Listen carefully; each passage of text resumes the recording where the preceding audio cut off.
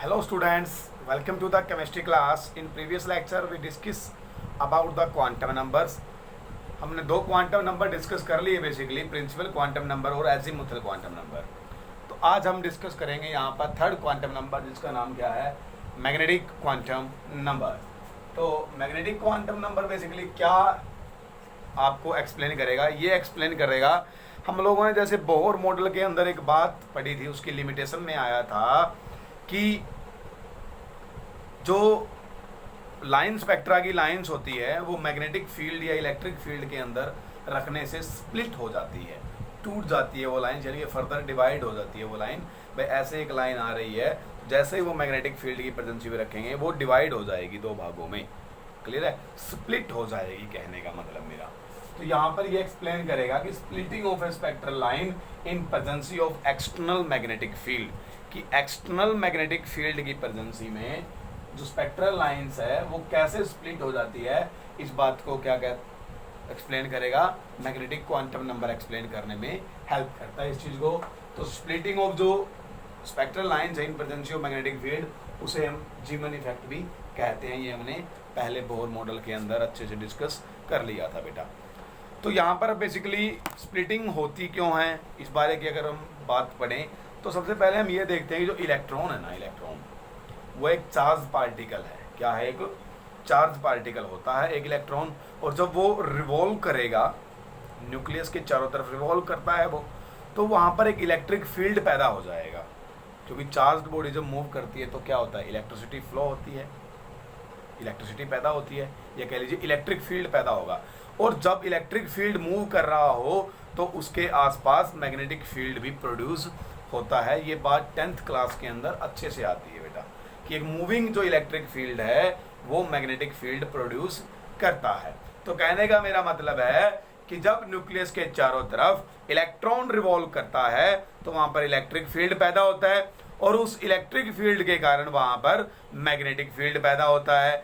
अब वो magnetic field जब बाहर रखे हुए मैग्नेटिक फील्ड की प्रेजेंसी में आता है तो क्या हो जाती है, ओरिएंटेशन चेंज हो जाती है।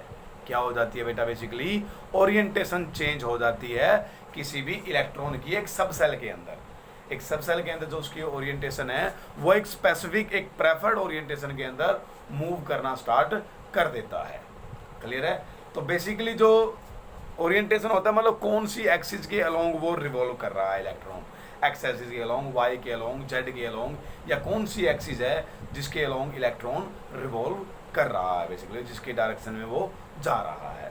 तो यहाँ पर बेसिकली जो मैग्नेटिक क्वांटम नंबर होगा वो बेसिकली आपको ये बताएगा कि नंबर ऑफ ओरिएंटेशन कितनी है एक इलेक्ट्रॉन्स की, number of orientations of the electron in A subshell, कि एक सबसेल के अंदर कितनी ओरिएंटेशन है इलेक्ट्रॉन की। उन ओरिएंटेशन के कारण ही आपको क्या दिखता है, लाइट स्पेक्ट्रल लाइंस स्प्लिट होती हुई दिखाई देती है आपको। तो यहाँ पर ये basically it determine the number of preferred orientation of electrons present in A subshell, कि एक सबसेल के अंदर इलेक्ट्रॉन्स की कितनी ओरिएंटेशन हो सकती है, उस बात को भी ये चीज़ डिफाइन करेगा मैग्नेटिक क्वांटम नंबर। और जो ओरिएंटेशन होती है ना, एक ओरिएंटेशन इज इक्वल टू एक ऑर्बिटल को डिफाइन करती है। किसको डिफाइन करती है बेटा? एक ऑर्बिटल को डिफाइन करती है। Each orientation determine N orbital, यानी कि एक ओरिएंटेशन एक ऑर्बिटल को बताएगी। यानी कहने का मतलब जितनी ओरिएंटेशन होगी इलेक्ट्रॉन्स की, इसका मतलब उसके अंदर उतने ही ऑर्बिटल मिलेंगे उस सब सेल के अंदर। तो कहने का मतलब अब आ गया कि एक सब सेल के अंदर और भी छोटे छोटे ऑर्बिटल्स होते हैं, जिसके कारण डिफरेंट डिफरेंट ओरिएंटेशन शो करता है। एक सब सेल के अंदर electrons different different orientation show करेंगे, और इन्हीं ओरिएंटेशंस के कारण ही जो लाइट है वो स्पेक्ट्रल लाइंस है वो स्प्लिट होती है जब हम उसको मैग्नेटिक फील्ड के अंदर रखते हैं बेसिकली। क्लियर है? तो यहाँ से ये अब बेसिकली यहाँ पर हम ये देखें कितनी ओरिएंटेशन है एक मतलब इलेक्ट्रॉन्स की सब सेल के अंदर, और जो ओरिएंटेशन होती है वो इज इक्वल टू होती है एटॉमिक ऑर्बिटल के। तो जितनी ओरिएंटेशन होंगी इलेक्ट्रॉन्स की एक एटम के अंदर या एक सब सेल के अंदर बात हो रही है बेसिकली, तो यहाँ पर एक सब सेल के अंदर जितनी ओरिएंटेशन होगी इलेक्ट्रॉन्स की तो उतनी ही उसके अंदर ऑर्बिटल भी होंगे। क्लियर है? तो यहाँ पर लिख रखा है each orientation corresponds to an orbital, कि एक ओरिएंटेशन, ईच ओरिएंटेशन एक ऑर्बिटल को डिटरमाइन करती है बेटा, एक ऑर्बिटल को संबोधित करती है, एक ऑर्बिटल बताती है वो कि therefore the magnetic quantum number determine the number of orbital present in A subshell. तो यानी कि ये क्वांटम नंबर हमें ये भी बताता है कि एक सबसेल के अंदर कितने ऑर्बिटल मौजूद है। अब यानी कि ये कह लीजिए कि एक बड़ा सा कमरा है, उसके अंदर फिर छोटा कमरा है, उन छोटे कमरों के अंदर और भी छोटे छोटे रूम्स प्रेजेंट हैं। क्लियर है? यानी एक बिग रूम है, उसके अंदर फिर स्मॉल स्मॉल रूम है, उन स्मॉल रूम्स के अंदर भी फर्दर पार्टीशन कर रखा है, जिन्हें यहाँ पर ऑर्बिटल बोला गया है। क्या बोला गया है बेटा? ऑर्बिटल बोला गया है। क्लियर है? जैसे कि मैं अगर एक सब सेल ले लूँ ऐसे, क्लियर है, तो उसके अंदर और भी छोटे छोटे रूम्स हैं, इस प्रकार से कह सकते हैं। क्लियर है? वो 2 हो सकते हैं, 1 हो सकता है, 4 हो सकते हैं, 5 हो सकते हैं, वो तो हम बाद में डिफाइन करेंगे यहाँ पर। तो this is about the magnetic quantum number. Basically इसको हम डिनोट करते हैं m से। ठीक है? तो it is denoted by small m कह लीजिए, या फिर m इसकी सबस्क्रिप्ट में l लगा दीजिए। क्लियर है? या ml भी हो सकता है। तो मैग्नेटिक क्वांटम नंबर बेसिकली क्या चीज़ करता है बेटा? स्प्लिटिंग ऑफ स्पेक्ट्रल लाइन को एक्सप्लेन करता है कि मैग्नेटिक फील्ड की प्रेजेंसी में कैसे स्पेक्ट्रल लाइंस स्प्लिट हो जाती है। वो क्यों होती है? वो ओरिएंटेशन के कारण होती है, क्योंकि जो मैग्नेटिक फील्ड प्रोड्यूस होता है इलेक्ट्रॉन के रिवॉल्व करने से, इलेक्ट्रॉन रिवॉल्व कर रहा है न्यूक्लियस के चारों तरफ, उससे मैग्नेटिक फील्ड पैदा होगा, मैग्नेटिक फील्ड के कारण वहाँ इलेक्ट्रिक फील्ड पैदा होगा, और जब बाहर से आप एक्सटर्नल मैग्नेटिक फील्ड अप्लाई करोगे तो वो अंदर वाला मैग्नेटिक फील्ड उसके साथ इन्फ्लुएंस होकर के, उसके साथ इंट्रैक्शन कर करके क्या कर देगा? ओरिएंटेशन चेंज हो जाती है इलेक्ट्रॉन की। क्लियर है? तो दैट्स वाई लाइट जो स्पेक्ट्रल लाइन्स है वो स्प्लिट हो जाती है। तो जो ओरिएंटेशन है वो डिनोट करती है बेटा एक ऑर्बिटल को। क्लियर है? तो जितनी ओरिएंटेशन होगी उतने ही एक सबसेल के अंदर ऑर्बिटल होंगे। क्लियर है मेरी बात यहाँ पर? तो इसको m से डिनोट करते हैं। m की वैल्यू क्या क्या हो सकती है किसी भी सबसेल के लिए? क्लियर है? वो देख लेते हैं हम। अब हम m की वैल्यूज के बारे में पढ़ाता हूँ बेटा, ध्यान से सुनिएगा ये बातें मेरी आप। तो हम m से डिनोट करते हैं। तो बेसिकली जो वैल्यू ऑफ m होगी वो is equal to -L to L आएगी, प्लस L कह दो यहाँ पर, कि -L से लेकर के +L तक की वैल्यू होंगी। कैसे? जैसे कि अगर मैं बात करूं S सबसेल की, किसकी बात करूं? S सबसेल की। तो S सबसेल के लिए मेरे L की वैल्यू कितनी होती है? 0। ठीक है? तो अब 0, तो इसके लिए M की वैल्यू कितनी निकलेगी फिर? अब 0 से लेके -0 से लेके +0 तक तो 0 ही बनेगी फिर। तो m की वैल्यू सिर्फ एक ही आएगी जो 0 होगी। क्या होगी? सिर्फ 0 होगी। तो यहाँ पर ये m की वैल्यू 0 है, जो एक वैल्यू है m की सिर्फ, जिसका नाम क्या है? 0 है। 0 का मतलब है, ये नहीं है कि है ही नहीं, नॉट नहीं है इसका मतलब, नहीं है, वैल्यू है लेकिन वो 0 है। अब ये m की वैल्यू जो एक आई है, ये 1 वैल्यू जो आ रही है इसकी, जो 0 आ रही है, एक वैल्यू आ रही है इसकी, ये एक वैल्यू इसकी डिफाइन कर रही है कि सिर्फ एक ही ओरिएंटेशन है। यहाँ पर क्या है? सबसेल के अंदर सिर्फ एक ही ओरिएंटेशन है। एक ओरिएंटेशन होने का मतलब है इस सबसेल के अंदर सिर्फ एक ही ऑर्बिटल होता है, इस सबसेल के अंदर सिर्फ एक ही ऑर्बिटल मौजूद है। दूसरी तरफ अगर मैं ले लूं बेटा p वाली सबसेल, कौन सी ले लेता हूं? p सबसेल ले लीजिए आप लोग यहाँ पर। तो अब p सबसेल जो होती है आपकी, उसके लिए l की वैल्यू क्या बताई थी मैंने आपको? 1 बताई थी, ये बताया था। तो m की वैल्यू कितनी आएंगी फिर? -L टू +L कह रखा है मैंने, तो -1 से लग जाओ। -1 के बाद 0 भी लिखना है, 0 भी साथ में लेनी है। -L टू +L के बीच की सारी वैल्यूज लेनी है, और साथ में इंक्लूडेड 0 भी साथ में काउंट करनी है आपको। तो -1, 0 और +1, यानी कि ये 3 वैल्यू आएगी जब L बराबर 1 होगा m के लिए। क्लियर है? तो ये 3 वैल्यूज बता रहा है कि 3 ओरिएंटेशन है ऑर्बिटल के अंदर इलेक्ट्रॉन की। क्लियर है? इलेक्ट्रॉन्स की 3 ओरिएंटेशन हो सकती है।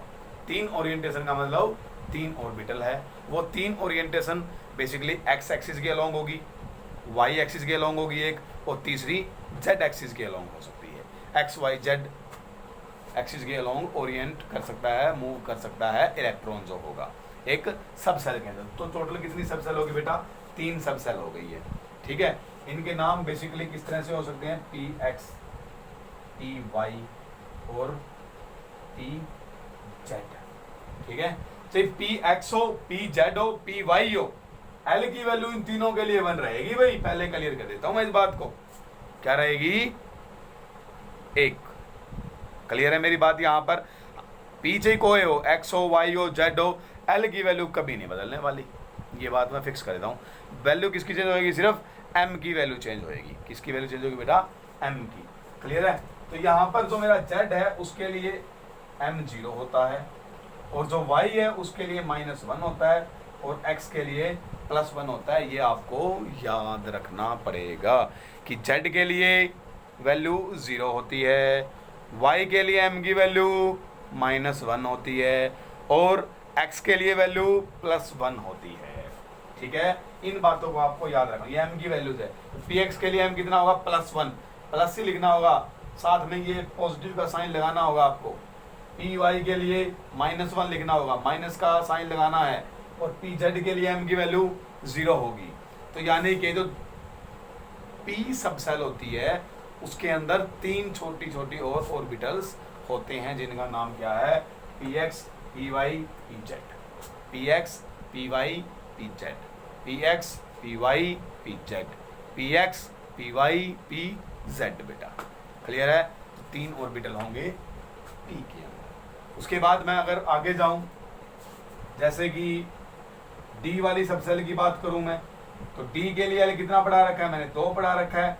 तो एम की वैल्यू कौन कौन सी हो जाएगी? 2, -2, -1, 0, +1 और +2।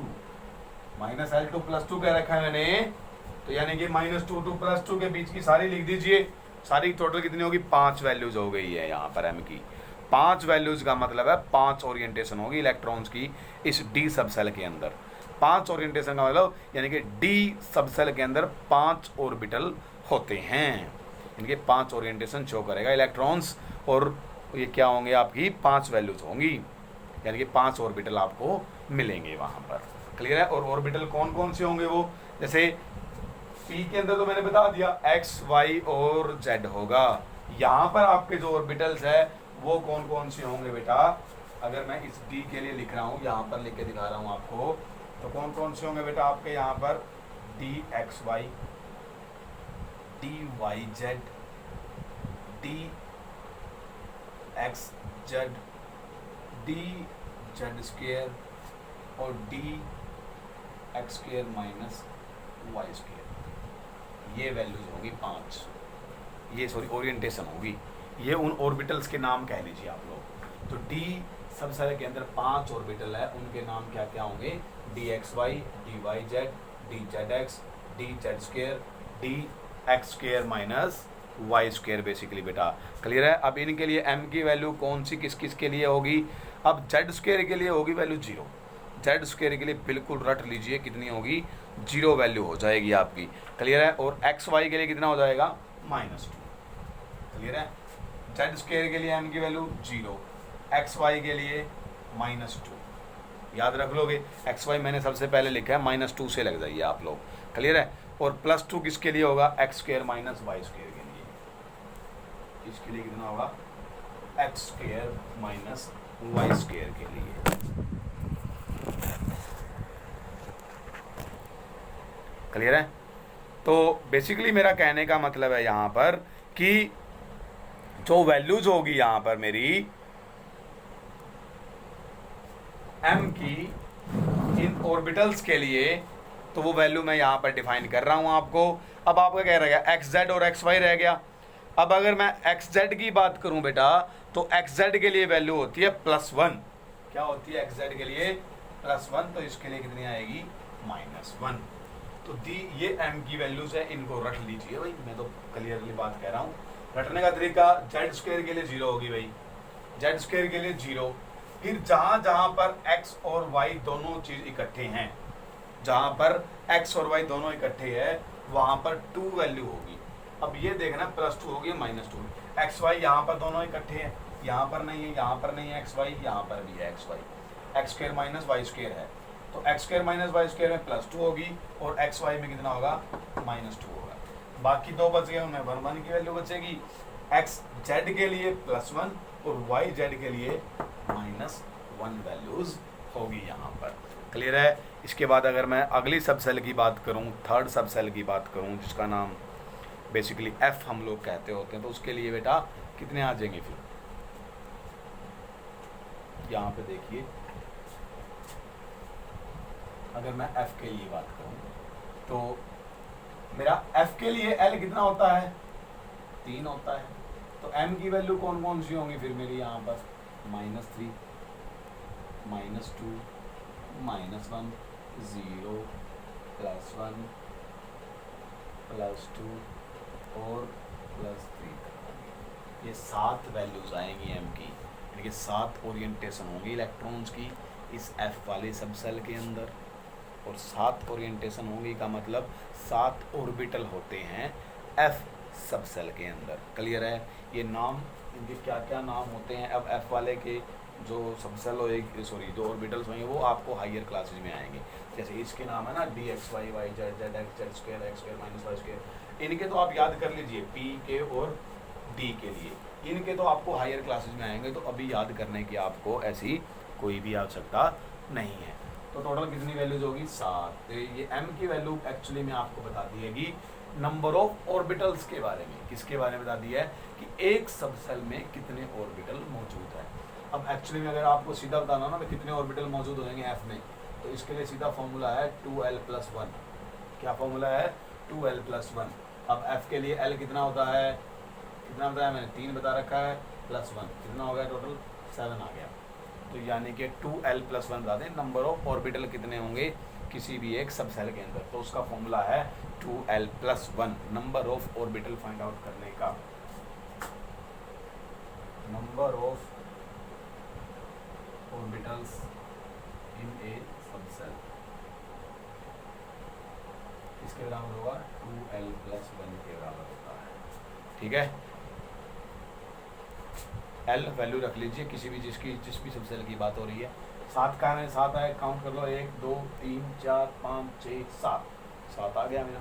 अगर मैं इसके लिए बात करूं पी वाली के लिए, अब पी वाली के लिए 2l+1 कितना हो जाएगा, 2l कितना होता है 1 होता है, +1 = 3, यानी कि 3 ऑर्बिटल होंगे, 3 ही है, px py pz जिनकी वैल्यू +1 -1 और 0 थी। ये नंबर ऑफ ऑर्बिटल निकालने का आपका फॉर्मूला हो गया बेटा। क्लियरली है। तो यहाँ तक मेरे ख्याल से आप लोग याद रखेंगे। अगर मैं ओवरऑल एक आपको एक रफ सा व्यू दूँ, तो जो मैग्नेटिक क्वांटम नंबर है उसको हम m से नोट करते हैं, जो l की वैल्यू के ऊपर डिपेंड होगा। और क्या क्या वैल्यू आएगी m की, -1 से -l से लेके +l तक, और साथ में 0 भी काउंट करनी होगी। क्लियर है। तो मैं अगर कोई भी सब सेल ले लूँ, ठीक है, और यहाँ पर अगर बताऊँ कि उसके अंदर नंबर ऑफ ऑर्बिटल कितने होंगे, तो मेरी पहली सब सेल जो एस थी उसके अंदर कितने ऑर्बिटल थे, एक बेटा, सॉरी एक था। क्लियर है, एक आया था। 2l+1 के फॉर्मूले से भी आप लोग निकाल सकते हैं, m वाले से भी निकाल सकते हैं, जितनी m की वैल्यू उतने ऑर्बिटल। क्लियर है। तो और p के लिए कितने आए थे 3, d के लिए कितने आए बेटा 5, f के लिए कितने आए हैं 7, एंड सो ऑन, ऐसे आगे चलता रहेगा। लेकिन आप ये 4 तक ही याद रखिए, इतना इनफ है आपके लिए। ठीक है, एक और याद करना कर लीजिए, g के लिए 9 होगा। अब निकाल लीजिए, सिंपल सा फॉर्मूला मैंने आपको बता ही दिया, 2l+1 के फॉर्मूले से आप किसी भी सब सेल के अंदर नंबर ऑफ ऑर्बिटल काउंट कर सकते हैं यहाँ पर। क्लियर है मेरी बात। यहाँ पर आपको, यहाँ पर बेसिकली मैं क्या कह रहा हूँ, जैसे मैंने अभी कहा कि जो मेरी p सब सेल होगी ना, जो मेरी p सब सेल होगी उसके अंदर 3 ऑर्बिटल होंगे, p के अंदर कितने होंगे 3। अब तीनों ऑर्बिटलों की एनर्जी सेम मिलेगी आपको। p के अंदर जैसे 3 ऑर्बिटल होते हैं, तीनों की एनर्जी सेम होगी। ठीक है, तो इन्हें डीजनरेट ऑर्बिटल बोलते हैं। डीजनरेट यानी कि जब ऑर्बिटल्स की एनर्जी सेम हो ना, तो उसे बोलते हैं डीजनरेट ऑर्बिटल्स। क्या बोलते हैं, डीजनरेट ऑर्बिटल्स। ऐसे ही जैसे d के लिए कितने ऑर्बिटल है बेटा, 5 ऑर्बिटल होते हैं d के लिए, तो d के 5 ऑर्बिटल की एनर्जी सेम मिलेगी आपको। क्या मिलेगी, सेम मिलेगी, जब तक कोई एक्सटर्नल फोर्स उसके ऊपर अप्लाई नहीं होती तब तक होगा ऐसे। क्लियर है मेरी बात यहाँ तक बेटा? तो जब सेम एनर्जी के ऑर्बिटल्स होते हैं उन्हें डीजनरेट ऑर्बिटल कहते हैं हम लोग। क्लियर है? यहाँ पर अब हमारा फोर्थ क्वांटम नंबर और पढ़ लेते हैं हम लोग, जिसका नाम क्या है, स्पिन क्वांटम नंबर। उसमें ऐसा कुछ भी नहीं है, बिल्कुल इजी क्वांटम नंबर है ये। स्पिन का मतलब जैसे वो कह रहा है कि जो इलेक्ट्रॉन है वो सिर्फ ये नहीं है कि आपका न्यूक्लियस के चारों तरफ चक्कर लगा रहा है। अब तक हमने ये पढ़ा कि न्यूक्लियस के चारों तरफ क्या है, इलेक्ट्रॉन चक्कर लगाता है, रिवॉल्व करता है। लेकिन जैसे हमारा सौर मंडल जो है, सोलर सिस्टम है, उसके अंदर सन के चारों तरफ प्लैनेट्स रिवॉल्व कर रहे हैं, तो प्लैनेट जो चारों तरफ रिवॉल्व कर रहे हैं वो साथ साथ अपनी एक्सिस के भी चारों तरफ रोटेट कर रहे हैं। तो ठीक इसी प्रकार से इलेक्ट्रॉन भी न्यूक्लियस के चारों तरफ तो चक्कर लगा ही रहे हैं, लेकिन साथ में खुद की एक्सिस के अराउंड भी वो रिवॉल्व कर रहे हैं। अब खुद की एक्सिस के अराउंड रिवॉल्व करने को बोलते हैं स्पिन। क्या बोलते हैं बेसिकली बेटा? स्पिन बोलते हैं। जैसे अगर मैं ये मान लूँ ये मेरा न्यूक्लियस है और मैं खुद एक इलेक्ट्रॉन लगा लूँ तो इसके चारों तरफ तो ऐसे चक्कर लगा ही रहा है इलेक्ट्रॉन। क्लियर है? लेकिन ऐसे ऐसे करता जा रहा है, ऐसे घूमता हुआ जा रहा है वो। क्लियर है? लेकिन खुद के चारों तरफ भी वो चक्कर लगाता लगाता ऐसे चारों तरफ वो रिवॉल्व कर रहा है बेसिकली। क्लियर है? गोल गोल घूमना है लेकिन खुद को भी गोल गोल घुमाते जाना है। इसी प्रकार से इलेक्ट्रॉन सराउंड कर रहा है न्यूक्लियस के चारों तरफ, तो अपनी एक्सिस के चारों तरफ घूमने को बोलते हैं स्पिन मोशन। क्या बोलते हैं बेसिकली बेटा? Spin motion. तो वो कह रहा है इलेक्ट्रॉन की दो ही स्पिन हो सकती हैं, या तो इलेक्ट्रॉन क्लॉकवाइज घूम सकता है, क्लियर है, यानी कि इस प्रकार से लगा लीजिए, या तो इलेक्ट्रॉन इस डायरेक्शन में रिवॉल्व कर सकता है, क्लियर है, या फिर इलेक्ट्रॉन इससे अपोजिट इस डायरेक्शन में रिवॉल्व कर सकता है। सिर्फ दो ही डायरेक्शन बन सकती है, क्लियर है, स्पिन की तो दो ही स्पिन बन सकती है जस्ट ओनली, क्लियर है। तो एक जो जैसे घड़ी का कांटा चलता है ना, जो हमारी वॉच होती है, जो उसमें सुई चलती है, अगर उसी डायरेक्शन में इलेक्ट्रॉन घूम रहा है तो उसे क्लॉकवाइज बोल देंगे डायरेक्शन। दूसरी को क्या बोल देंगे? जो अगर उससे अपोजिट घूम रहा है इलेक्ट्रॉन तो वो एंटी क्लॉकवाइज डायरेक्शन। क्लियर है? तो कौन कौन सी डायरेक्शन होगी? क्लॉकवाइज और एंटी क्लॉकवाइज स्पिन।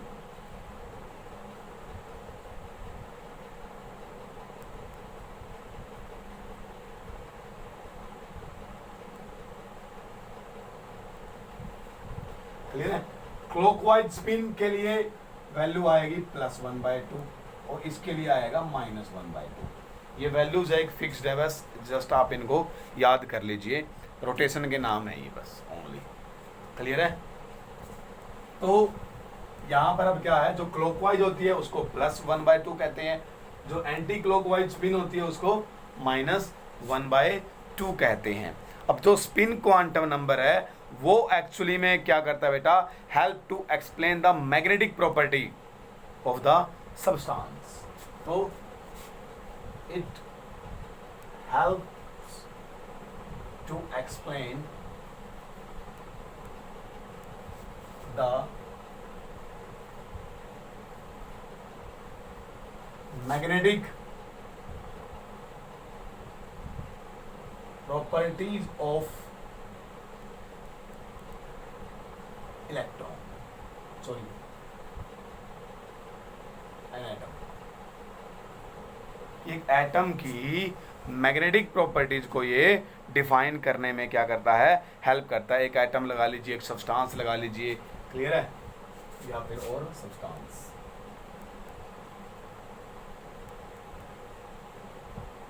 ये चीज उसकी डिफाइन करता है कि वो सब्सटेंस मैग्नेटिक प्रॉपर्टी शो करेगा या नहीं करेगा वो।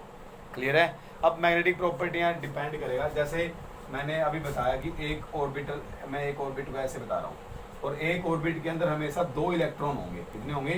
2 इलेक्ट्रॉन, और दोनों उल्टी डायरेक्शन में घूमेंगे। कैसे घूमेंगे? उल्टी डायरेक्शन में स्पिन करेंगे।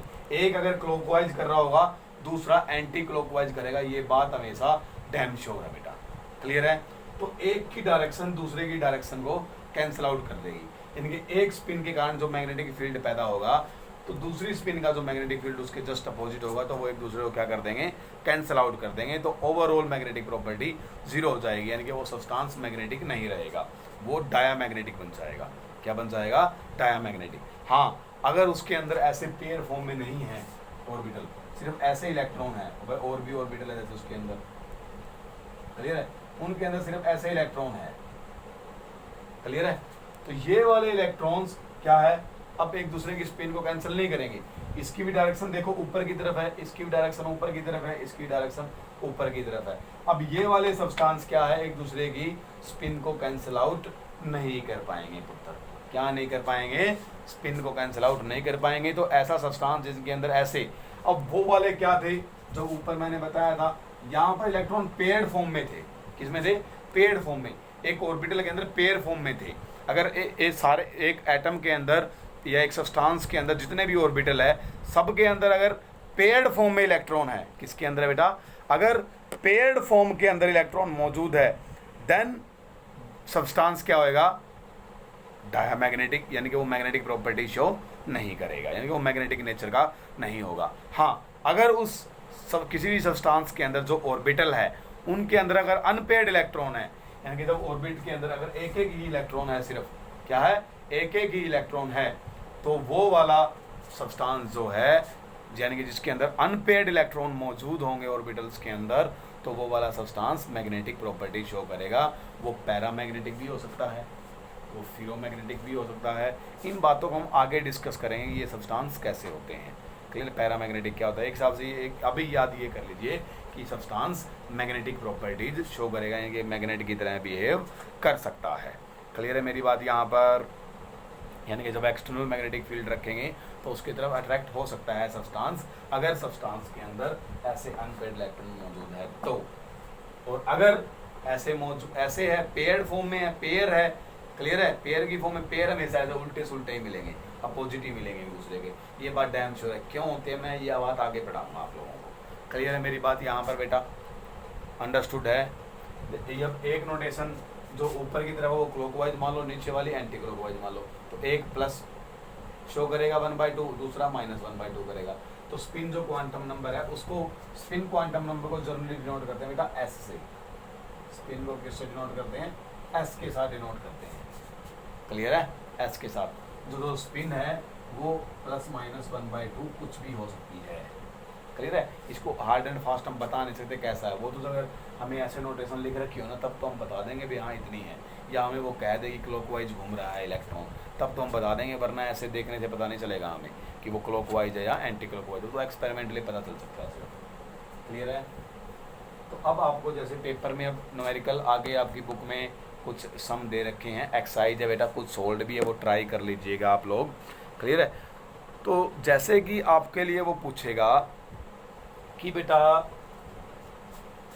से 2px है हमारा, क्या है बेटा हमारा 2px, कोई एक ऑर्बिटल का नाम है 2px, तो वो इसके लिए कहेगा कि n की वैल्यू लिखिए, l की वैल्यू लिखिए इसके लिए, और इसके लिए आप m की वैल्यू और s की वैल्यू लिखिए, ठीक है भाई। इस px जो है ऑर्बिटल, उसके अंदर क्वांटम नंबर्स की वैल्यू लिखिए, n की वैल्यू बताओ इसके लिए क्या होगी, p की वैल्यू बताओ इसके लिए क्या होगी, इसके लिए आप सॉरी l की वैल्यू आएगा यहाँ पर, m की वैल्यू बताओ इसके लिए क्या क्या हो सकती है, ठीक है। उसके बाद वो s भी पूछेगा, फिर इसके लिए क्या होगा, स्पिन हो गया।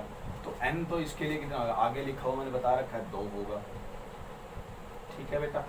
उसके बाद l कितना होगा, p है, p के लिए l 1 होता है हमारा हमेशा ही, क्या होता है 1 होता है बेटा हमेशा ही हमारा। और अब m कैसे बनेगा, px के साथ, अब px के लिए m, वैसे l के लिए m +1 0 और -1 हो सकता है, लेकिन जब x डिनोट कर रखा है तो यहाँ पर मैं लिखूंगा कि +1 होगा m, और स्पिन आप लिख दीजिए +-1/2, दोनों आएगी, कुछ भी हो सकती है, +1/2 भी हो सकती है और -1/2 भी हो सकती है। बेसिकली तो वो क्वांटम नंबर के अंदर पूछेगा, क्वांटम नंबर के अंदर बताइए वो, क्लियर है मेरी बात यहाँ पर। इसके लिए वैसे स्पिन आएगी नहीं, इलेक्ट्रॉन के लिए आएगा स्पिन, तो इलेक्ट्रॉन मौजूद होगा, ठीक है, वरना ये 3 ही वैल्यूज को वो पूछेगा, ठीक है। अब जैसे आपको अब जो क्वेश्चन है वो दूसरे तरीके से भी आ सकता है। कैसे, देखिए वो कह देगा मेरे पास क्वांटम नंबर है भाई n की वैल्यू जिसके लिए 3 है और p की वैल्यू जिसके लिए मेरी l की वैल्यू जिसके लिए मेरी 0 है और m की वैल्यू भी क्या है 0 है। तो बताइए ये ऑर्बिटल कौन सा है, इस ऑर्बिटल का नाम बताइए। तो n पहले आगे n यानी कि 3 लिख लो। अब ऐसे वाला ऑर्बिटल बनाना हमें कौन सा होएगा, तो n वाला आगे लिख दिया, फिर l 0। अब l सोचो 0 किसके लिए होता है, s के लिए होता है, s आ गया, क्लियर है। और m 0s के लिए होता है, तो वो 3s ऑर्बिटल की बात कर रहा है। किसकी बात कर रहा है, 3s ऑर्बिटल की, क्लियर है।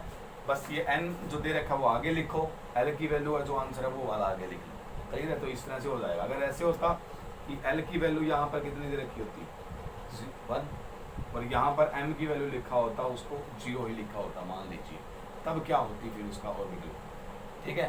तो वही बात फिर आगे वाला लिख लो, पहले n 3 लिख दिया, l की 1 है तो इसका मतलब p के लिए मिलेगी फिर ये सब सेल, क्योंकि l बराबर 1 तो p के लिए होता है, क्लियर है ना। फिर m 0, अब कौन सी p के ऑर्बिटल के लिए, या p एक सब सेल है, अब p सब सेल के लिए कौन से ऑर्बिटल के लिए बेसिकली बेटा ये जो मेरी वैल्यू है यहाँ पर m0 होती है वो z के लिए होती है। तो ये कौन सा ऑर्बिटल है फिर, 3pz वाला है मेरा, क्लियर है। तो इस प्रकार से आपके न्यूमेरिकल्स दे रखे हैं, कुछ सोल्ड है कुछ अनसोल्ड है, वो सारे के सारे आप लोग कर लेंगे। होप सो, मैं उम्मीद करता हूँ आप डिटेल से करेंगे बेटा यहाँ पर। तो अभी के लिए bye bye, tata, have a nice day.